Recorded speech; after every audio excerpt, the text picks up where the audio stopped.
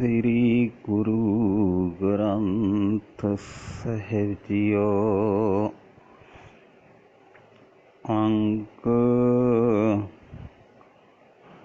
229 ਗੌੜੀ ਮਹਿਲਾ ਪਹਿਲਾ। ਗੁਰ ਪ੍ਰਸਾਦੀ ਬੂਝ ਲੇ ਤੋਂ ਹੋਏ ਨਵੇਰਾ। ਮਾਇਆ ਦੇ ਪ੍ਰਭਾਵ ਤੋਂ ਪੈਦਾ ਹੋਏ ਆਤਮਿਕ ਹਨੇਰੇ ਵਿੱਚੋਂ ਤੇਰੀ ਖਲਾਸੀ ਤਾਂ ਹੋਏਗੀ। ਗੁਰ ਪ੍ਰਸਾਦੀ ਬੂਝ ਲੈ ਤਿਉ ਹੋਏ ਨਵੇਰਾ। ਘਰ ਕਰ ਨਾਮ ਨਿਰੰਜਣਾ ਸੋ ਠਾਕਰ ਮੇਰਾ। ਮਾਇਆ ਦੇ ਪ੍ਰਭਾਵ ਤੋਂ ਪੈਦਾ ਹੋਏ ਆਤਮਿਕ ਹਨੇਰੇ ਵਿੱਚੋਂ ਤੇਰੀ ਖਲਾਸੀ ਤਾਂ ਹੋਵੇਗੀ ਜੇ ਤੂੰ ਗੁਰੂ ਦੀ ਕਿਰਪਾ ਨਾਲ ਇਹ ਗੱਲ ਸਮਝ ਲੈ ਕਿ ਮਾਇਆ ਰਹਿਤ ਪ੍ਰਭੂ ਦਾ ਨਾਮ ਹਰੇਕ ਹਿਰਦੇ ਘਰ ਵਿੱਚ ਵਸਦਾ ਹੈ ਅਤੇ ਉਹੀ ਨਿਰੰਜਨ ਮੇਰਾ ਵੀ ਪਾਲਣਹਾਰ ਮਾਲਕ ਹੈ। ਬਿਨ ਗੁਰ ਸ਼ਬਦ ਨ ਛੂਟੀਐ ਦੇਖੋ ਵਿਚਾਰਾ। ਜੇ ਲਖ ਕਰਮ ਕਮਾਵਹੀ ਬਿਨ ਗੁਰ ਅੰਧਿਆਰਾ ਰਹਾਓ। ਮਾਇਆ ਦੇ ਮੋਹ ਨੇ ਜੀਵਾਂ ਦੀਆਂ ਆਤਮਿਕ ਅੱਖਾਂ ਅੱਗੇ ਹਨੇਰਾ ਖੜਾ ਕਰ ਦਿੱਤਾ ਹੈ। ਵਿਚਾਰ ਕੇ ਵੇਖ ਲਵੋ, ਗੁਰੂ ਦੇ ਸ਼ਬਦ ਤੋਂ ਬਿਨਾਂ ਇਸ ਆਤਮਿਕ ਹਨੇਰੇ ਤੋਂ ਖਲਾਸੀ ਨਹੀਂ ਹੋ ਸਕਦੀ। ਜੇ ਲਖ ਕਰਮ ਕਮਾਵਹੀ ਬਿਨ ਗੁਰ ਅੰਧਿਆਰਾ ਰਹਾਓ। ਜੇ ਤੂੰ ਲੱਖਾਂ ਹੀ ਧਾਰਮਿਕ ਕਰਮ ਕਰਦਾ ਰਹੇ ਤਾਂ ਵੀ ਗੁਰੂ ਦੀ ਸ਼ਰਨ ਆਉਣ ਤੋਂ ਬਿਨਾਂ ਇਹ ਆਤਮਿਕ ਹਨੇਰਾ ਟਿਕਿਆ ਹੀ ਰਹੇਗਾ। ਅੰਧੇ ਅਕਲੀ ਬਾਹਰੇ ਕਿਆ ਤਿਨ ਸਿਉ ਕਹੀਐ।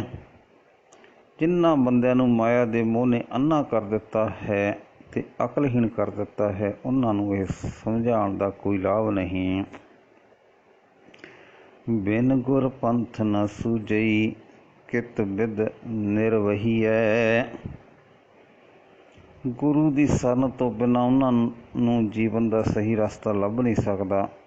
ਸਹੀ ਜੀਵਨ ਰਾਹ ਦੇ ਰਾਹੀ ਦਾ ਉਹਨਾਂ ਨਾਲ ਕਿਸੇ ਤਰ੍ਹਾਂ ਵੀ ਸਾਥ ਨਹੀਂ ਨਿਭ ਸਕਦਾ।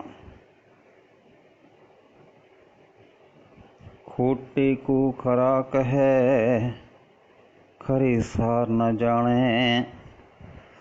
ਮਾਇਆ ਦੇ ਮੋਹ ਵਿੱਚ ਅੰਨਾ ਹੋਇਆ ਮਨੁੱਖ ਉਸ ਧਨ ਨੂੰ ਜੋ ਪ੍ਰਭੂ ਦੀ ਦਰਗਾਹ ਵਿੱਚ ਮੁੱਲ ਨਹੀਂ ਪਾਉਂਦਾ ਅਸਲ ਧਨ ਆਖਦਾ ਹੈ, ਪਰ ਜਿਹੜਾ ਨਾਮ ਧਨ ਅਸਲ ਧਨ ਹੈ ਉਸ ਦੀ ਕਦਰ ਹੀ ਨਹੀਂ ਸਮਝਦਾ। ਅੰਧੇ ਕਾ ਨਾਉ ਪਾਰਖੂ ਕਲੀ ਕਾਲ ਵਿਡਾਣੈ।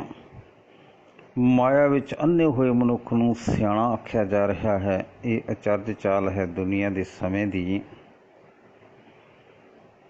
ਸੂਤੇ ਕੋ ਜਾਗਤ ਕਹਿ ਜਾਗਤ ਕੋ ਸੂਤਾ।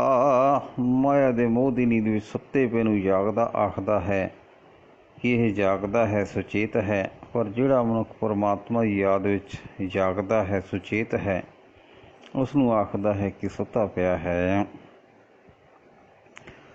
ਜੀਵਤ ਕੋ ਮੂਆ ਕਹੈ ਮੂਏ ਨਹੀਂ ਰੋਤਾ। ਪ੍ਰਭੂ ਦੀ ਬੰਦਗੀ ਦੀ ਬਰਕਤ ਨਾਲ ਜਿਉਂਦੇ ਆਤਮਿਕ ਜੀਵਨ ਵਾਲੇ ਨੂੰ ਜਗਤ ਆਖਦਾ ਹੈ ਕਿ ਇਹ ਸਾਡੇ ਭਾਂ ਦਾ ਮੋਇਆ ਹੋਇਆ ਹੈ, ਪਰ ਆਤਮਿਕ ਮੌਤ 'ਤੇ ਮਰੇ ਹੋਏ ਨੂੰ ਵੇਖ ਕੇ ਕੋਈ ਅਫਸੋਸ ਨਹੀਂ ਕਰਦਾ। ਆਵਤ ਕੋ ਜਾਤਾ ਕਹੈ ਜਾਤੇ ਕੋ ਆਇਆ।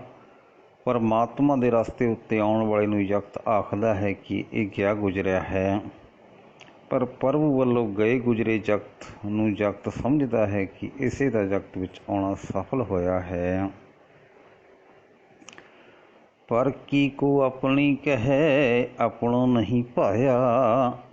ਜਿਸ ਮਾਇਆ ਨੇ ਦੂਜੇ ਦੀ ਬਣ ਜਾਣਾ ਹੈ ਉਸ ਨੂੰ ਜਗਤ ਆਪਣੀ ਆਖਦਾ ਹੈ, ਪਰ ਜਿਹੜਾ ਨਾਮ ਧਨ ਅਸਲ ਆਪਣਾ ਹੈ ਉਹ ਚੰਗਾ ਨਹੀਂ ਲੱਗਦਾ। मीठे को कौड़ा कहे, कौड़े को मीठा। नाम रस होर सारे रसां नालों मिठा है, इस नूं जगत कौड़ा आखदा है। विषयां दा रस अंत नूं कौड़ा है, दुखदाई साबित हुंदा है, इस नूं जगत स्वादला कह रहा है। राते की निंदा करे, ऐसा कल मह डीठा, ऐसा कल मह डीठा। प्रभु दे नाम रंग विच रंगे होए दी लोक निंदा करते हैं। जगत विच ये अचरज तमाशा वेखण विच आ रहा है।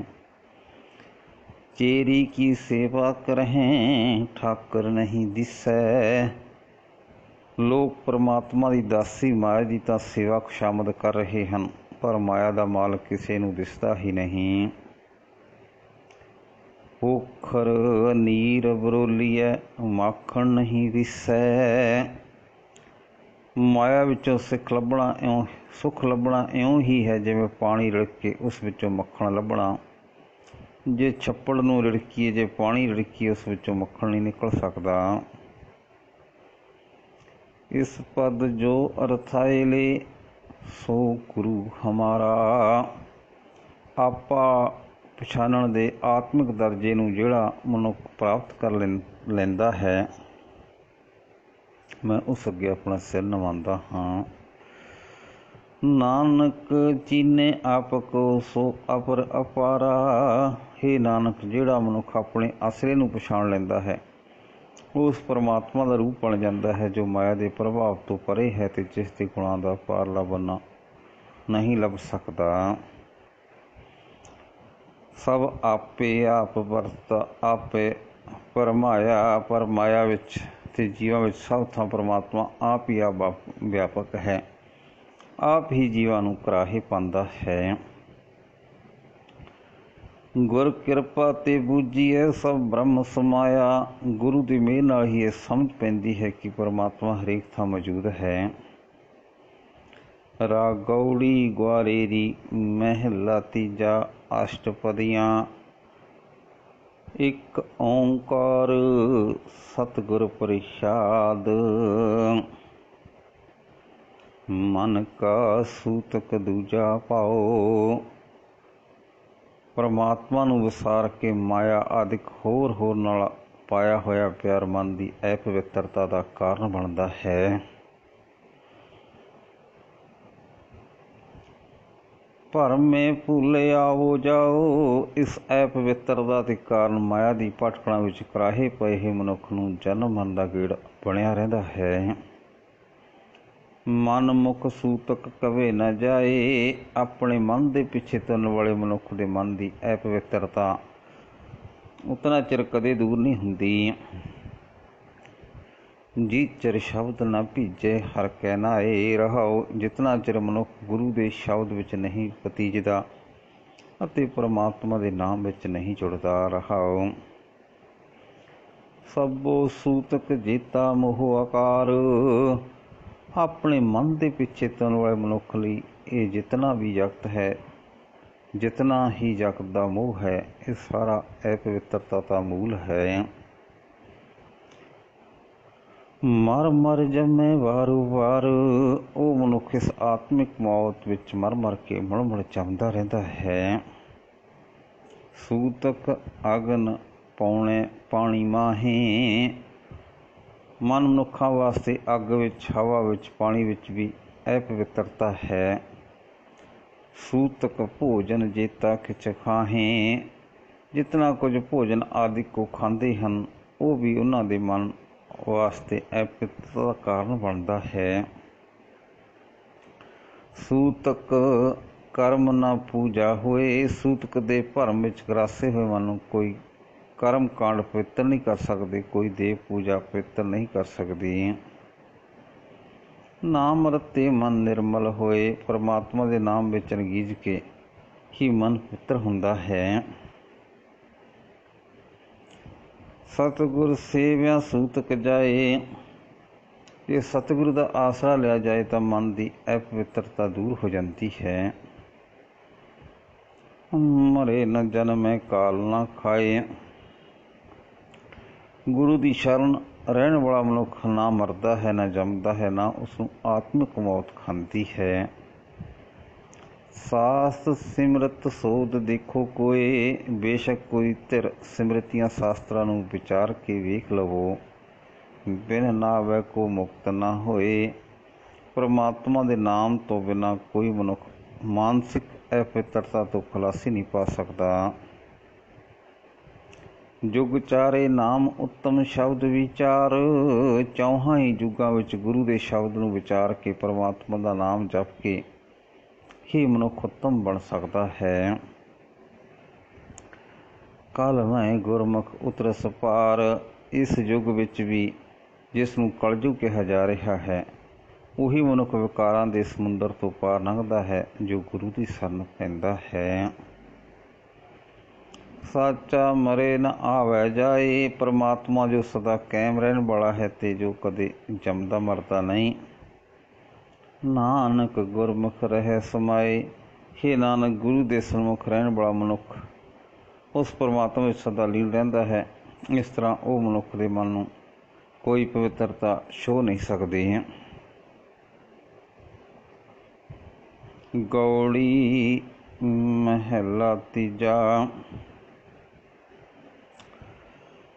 ਗੁਰਮੁਖ ਸੇਵਾ ਪ੍ਰਾਣ ਆਧਾਰ, ਹੇ ਪੰਡਿਤ ਗੁਰੂ ਦੇ ਸਨਮੁਖ ਹੋ ਕੇ ਪਰਮਾਤਮਾ ਦੀ ਸੇਵਾ ਭਗਤੀ ਨੂੰ ਆਪਣੇ ਜੀਵਨ ਦਾ ਆਸਰਾ ਬਣਾ। ਹਰ ਜੀਉ ਰਾਖੋ ਹਿਰਦੈ ਔਰ ਧਾਰਾ, ਪਰਮਾਤਮਾ ਨੂੰ ਆਪਣੇ ਹਿਰਦੇ ਵਿੱਚ ਆਪਣੇ ਮਨ ਵਿੱਚ ਟਿਕਾ ਕੇ ਰੱਖ। ਗੁਰਮੁਖ ਸੋਭਾ ਸਾਚ ਦੁਬਾਰਾ, ਹੇ ਪੰਡਿਤ ਗੁਰੂ ਦੀ ਸ਼ਰਨ ਪੈ ਕੇ ਤੂੰ ਸਦਾ ਇੱਥੇ ਰਹਿਣ ਵਾਲੇ ਪਰਮਾਤਮਾ ਦੀ ਦਰ ਤੇ ਵਡਿਆਈ ਹਾਸਲ ਕਰੇਗਾ। ਪੰਡਿਤ ਹਰ ਪੜਤ ਜੋ ਵਿਕਾਰਾ, ਹੇ ਪੰਡਿਤ ਪਰਮਾਤਮਾ ਦੀ ਸਿਫਤ ਸਲਾਹ ਪੜ੍ਹ ਕੇ ਅਤੇ ਇਸ ਦੀ ਬਰਕਤ ਨਾਲ ਆਪਣੇ ਅੰਦਰੋਂ ਵਿਕਾਰ ਛੱਡ। ਗੁਰਮੁਖ ਪਉਜਲ ਉਤਰੋ ਪਾਰਾ, ਰਹਾਓ ਹੇ ਪੰਡਿਤ ਗੁਰੂ ਦੀ ਸ਼ਰਨ ਪੈ ਕੇ ਤੂੰ ਸੰਸਾਰ ਸਮੁੰਦਰ ਤੋਂ ਪਾਰ ਲੰਘ ਜਾਏਗਾ। ਗੁਰਮੁਖ ਵਿੱਚੋਂ ਹਉਮੈ ਜਾਏ, ਹੇ ਪੰਡਿਤ ਗੁਰੂ ਦੀ ਸ਼ਰਨ ਪਿਆ, ਹੇ ਪੰਡਿਤ ਗੁਰੂ ਦੀ ਸ਼ਰਨ ਪਿਆ ਮਨ ਵਿੱਚੋਂ ਹਉਮੈ ਦੂਰ ਹੋ ਜਾਂਦੀ ਹੈ। ਗੁਰਮੁਖ ਮੈਲ ਨਾ ਲਾਗੇ ਆਏ, ਗੁਰੂ ਦੀ ਸ਼ਰਨ ਪਿਆ ਮਨ ਨੂੰ ਹਉਮੈ ਦੀ ਮੈਲ ਆ ਕੇ ਨਹੀਂ ਚਿੰਬੜਦੀ। ਗੁਰਮੁਖ ਨਾਮ ਵਸੈ ਮਨ ਆਏ, ਗੁਰੂ ਦੀ ਸ਼ਰਨ ਪਿਆ ਪਰਮਾਤਮਾ ਦਾ ਨਾਮ ਮਨ ਵਿੱਚ ਅਵਸਥਾ ਹੈ। ਗੁਰਮੁਖ ਕਰਮ ਧਰਮ ਸੱਚ ਸੋਈ, ਹੇ ਪੰਡਿਤ ਗੁਰੂ ਦੇ ਸਨਮੁਖ ਰਿਹਾ ਸਦਾ ਸਿਰ ਪਰਮਾਤਮਾ ਵਿੱਚ ਲੀਨਤਾ ਹੋ ਜਾਂਦੀ ਹੈ ਤੇ ਇਹੀ ਹੈ ਅਸਲੀ ਕਰਮ ਧਰਮ। ਗੁਰਮੁਖ ਅਹੰਕਾਰ ਜਲਾਏ ਦੋਈ, ਜਿਹੜਾ ਗੁਰੂ ਦੀ ਸ਼ਰਨ ਪੈਂਦਾ ਹੈ ਉਹ ਆਪਣੇ ਅੰਦਰੋਂ ਅਹੰਕਾਰ ਤੇ ਮਿਹਰ ਤੇ ਸਾੜ ਦਿੰਦਾ ਹੈ।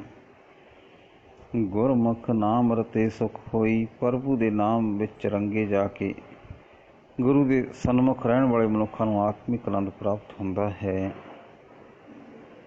ਆਪਣਾ ਮਨ ਪ੍ਰਬੋਧੋ ਬੂਝੋ ਸੋਈ, ਆਪਣਾ ਮਨ ਪ੍ਰਬੋਧੋ ਬੂਝੋ ਸੋਈ, ਹੇ ਪੰਡਿਤ ਪਹਿਲਾਂ ਆਪਣੇ ਮਨ ਨੂੰ ਜਗਾਓ ਤੇ ਉਸ ਪਰਮਾਤਮਾ ਦੀ ਹਸਤੀ ਨੂੰ ਸਮਝੋ। ਲੋਕ ਸਮਝਾਵੋ ਸੁਣੇ ਨਾ ਕੋਈ, ਹੇ ਪੰਡਿਤ ਤੁਹਾਡਾ ਆਪਣਾ ਮਨ ਮਾਇਆ ਦੇ ਮੋਹ ਵਿੱਚ ਸੁੱਤਾ ਪਿਆ ਹੈ ਪਰ ਤੁਸੀਂ ਲੋਕਾਂ ਨੂੰ ਸਿੱਖਿਆ ਦਿੰਦੇ ਹੋ।